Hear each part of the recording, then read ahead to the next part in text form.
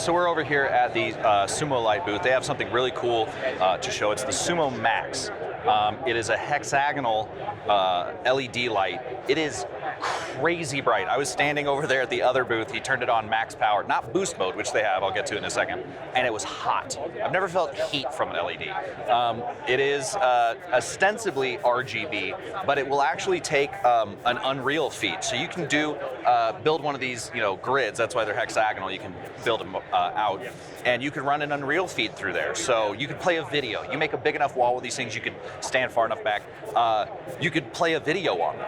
So they are literally pixels. You'll hear other companies say like, oh, this is our pixel, but these are actual pixels. So for instance, if you had Everything Everywhere All at Once, there's a sequence where Michelle Yeoh gets sucked back through a lot of stuff, and they used pixel, not Sumolight, but that technology was used basically where they had the videos playing on either side of her and the green screen behind her. You could do stuff like that.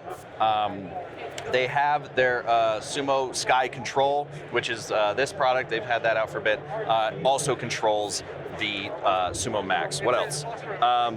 It has a boost mode, which is much brighter. I tried to measure it on normal mode, and it was about, I think, f64, ISO 800 and 24 frames-ish. I tried to meter this with a rudimentary light meter on my phone, which is relatively accurate, and I was getting an f64 at, a few steps away. ISO 800, 24 frames. Theoretically, it was 1/60th of a second, but moral of the story, incredibly bright, not even boosted. They have a proprietary heatsink, which each pixel or each light has a metal bar basically coming out the back, so it keeps itself very cool, and also the power supply is separate from the lighting unit, so doesn't thermally throttle itself.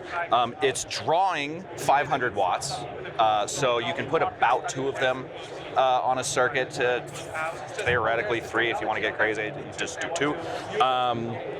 Like I said, 19 pixels. They also will be designing optics for it, so ostensibly Fresnel lenses, but lenses that allow you to focus or widen the beam, and you could even do half and half. They're going to have a 30, 40, 50, and a 120 degree. They naturally come 20 degree field of view. Does that make any sense? And they will have a 60-30 mode. So a lot of times when you're a DP, you'll film something and you have a light, you have a soft light, and coming from the same direction you'll have a hard light for certain applications. So you can have both of those in one light, which is pretty cool. The CRI, I believe you said, was 96. TLCI they don't have yet, and I don't have my color meter, but let's say it's probably high. An incredibly cool tool, IP65 as well, so it's you can't really film underwater with it, although at Cinegear he says they're going to demo that, so we'll see what's up. But IP65 obviously very robust, and comes in at 5450. So reasonably priced for what it is. High output LED, pretty competitive, and a great little interface on the back as well, and relatively light. So that's what's going on at Sumolight, the SUMOMAX light there. Yeah, if you need an incredibly powerful RGB, I'm putting RGB in quotes because it does more than that, LED panel, great option there. Watch the next video.